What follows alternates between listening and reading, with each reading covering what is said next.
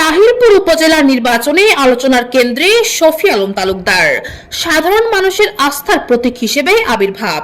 আসন্ন তাহিরপুর উপজেলা পরিষদ নির্বাচনকে সামনে রেখে সরগরম হয়ে উঠেছে স্থানীয় রাজনীতি। এবারের নির্বাচনে সাধারণ মানুষের মুখে মুখে যার নাম বিশেষভাবে আলোচিত হচ্ছে তিনি হলেন বিশিষ্ট ব্যবসায়ী ও সমাজসেবক শফি আলম তালুকদার। তাহিরপুর সদর ইউনিয়নের ১ নং ওয়ার্ডের রতনশ্রী গ্রামের এই বাসিন্দা বর্তমানে উপজেলা চেয়ারম্যান পদে সম্ভাব্য প্রার্থী হিসেবে গণসংযোগে ব্যস্ত সময় পার করছেন। শফি আলম তালুকদার বর্তমানে তাহিরপুর সদর ইউনিয়নের বিএনপির সদস্য সচিব হিসেবে দায়িত্ব পালন করছেন। এর আগে তিনি উপজেলা বিএনপির সহ সাংগঠনিক সম্পাদকের দায়িত্ব অত্যন্ত নিষ্ঠার সাথে পালন করেছেন। তবে রাজনৈতিক পরিচয়ের বাইরেও তিনি এলাকায় একজন প্রতিষ্ঠিত ব্যবসায়ী এবং দানবীর হিসেবে সুপরিচিত। স্থানীয়দের ভাষ্য মতে শফি আলম তালুকদার কেবল একজন রাজনৈতিক নেতা নন, বরং তিনি সাধারণ মানুষের সুখ দুঃখের সাথী। সাধারণ জনগণের সাথে মেলামেশা এবং তাদের অধিকার আদায়ের লড়াইয়ে তিনি সবসময় অগ্রণী ভূমিকা পালন করেন।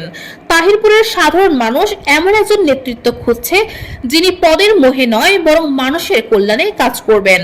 শফি আলম তালুকদার আমাদেরই মানুষ, তার চিন্তা ভাবনা সবসময় মেহনতি মানুষের অধিকার রক্ষা নিয়ে। আমরা তাকে উপজেলা চেয়ারম্যান হিসেবে দেখতে চাই, বলেছেন স্থানীয় এক বাসিন্দা। নিজের প্রার্থিতা ও লক্ষ্য নিয়ে শফি আলম তালুকদার বলেন, রাজনীতি আমার কাছে কেবল পদ পদবীর লড়াই নয়, এটি মানুষের পাশে দাঁড়ানোর এক নীরব প্রতিশ্রুতি। ভালোবাসার বিশ্বাস নিয়ে আমি মানুষের হৃদয়ে জায়গা করে নিতে চাই। তিনি আরো যোগ করেন, আমি যদি উপজেলা নির্বাচনে চেয়ারম্যান নির্বাচিত হতে পারি তবে আপনাদের সাথে নিয়ে এলাকার উন্নয়নমূলক কাজ করব। আমার মূল লক্ষ্য হবে তাহিরপুর উপজেলাকে মাদক ও দুর্নীতি মুক্ত করা। আমি সবসময় আপনাদের পাশে ছিলাম এবং ভবিষ্যতে থাকতে চাই।